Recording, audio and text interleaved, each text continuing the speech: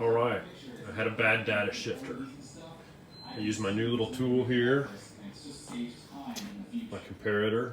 I don't have the video of it, I already switched the chip out. Oop, there's that guy there. Still got a little weird short with this board. One of them silly solder connections I made before. Shorting it in and out occasionally, a little wiggle. So that'll be my next goal, is to find that. That could take forever. I touch too many things, too much touching. Should have had a tool like this to fix it before I fixed it. See, that's the triangle solid now, the ship's stable on the top. It may be shifted slightly to the right or left though, the maze.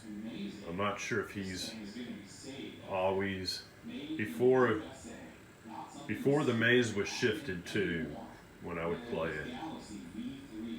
And he would be standing and it would appear he was standing like there. There might be a space where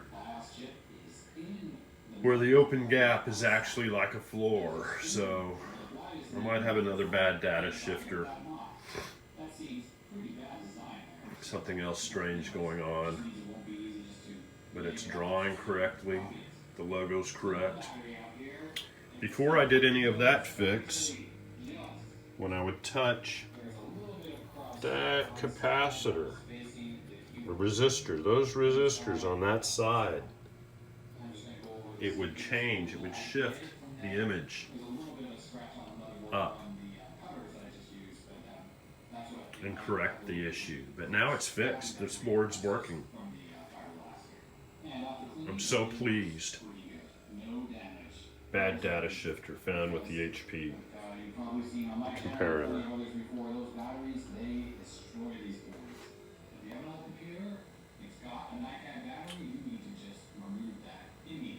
Now the only funny thing is the audio, and that may be the pokey, quad pokey. I plugged it in backwards once.